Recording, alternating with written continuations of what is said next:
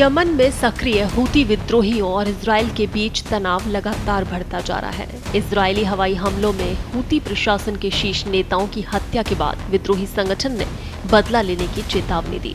Israel के हमले में हूतियों के प्रधानमंत्री अहमद अल रहावी, कई वरिष्ठ मंत्री और सैन्य अधिकारी मारे गए। इसके बाद हूतियों की सर्वोच्च राजनीतिक परिषद के प्रमुख मेहदी अल मशात ने बयान जारी कर कहा कि इजराइल को इस कार्रवाई की भारी कीमत चुकानी होगी। मशात ने संदेश में कहा कि हम अल्लाह, यमन की जनता और शहीदों के परिवारों से वादा करते हैं कि इन मौतों का हिसाब जरूर लिया जाएगा।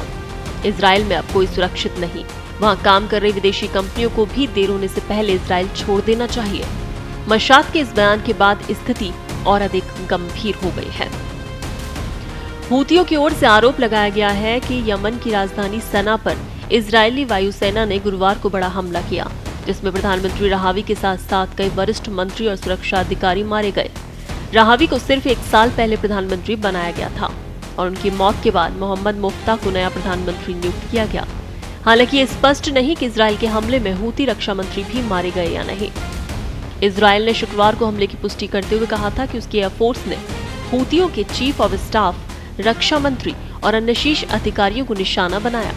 इजराइल की रणनीति नई नहीं है। इससे पहले वो फिलिस्तीनी गुट हमास और लेबनानी गुट हिजबुल्लाह के वरिष्ठ कमांडरों को भी इसी तरह के हमलों में मार चुका है। विशेषज्ञों का कहना है कि इजराइल अपने दुश्मन संगठनों की नेतृत्व क्षमता को कमजोर करने के लिए लगातार उनके शीर्ष नेताओं को निशाना बना रहा है।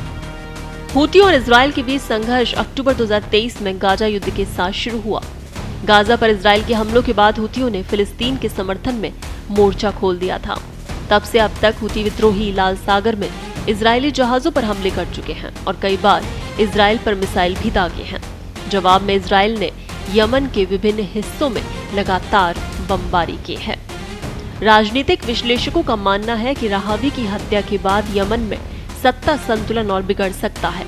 इससे एक तरफ हूतियों का मनोबल प्रभावित होगा तो दूसरी ओर बदले की कार्रवाई भी तेज हो सकती है।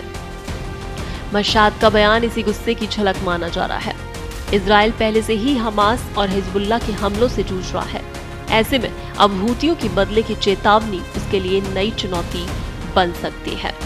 कुल मिलाकर यमन में इजरायली हमलों से उत्पन्न हुए ताजा हालात न सिर्फ मध्य पूर्व बल्कि पूरी दुनिया के लिए चिंताजनक हैं।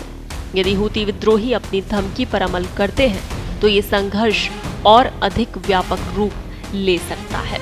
तो आपको बता दें कि जिस तरीके से इजराइल ने हमला किया उसके बाद से ही यमन के हूती विद्रोही भड़के हुए हैं और उनका ये कहना है कि इजराइल से ये बदला लिया जाएगा।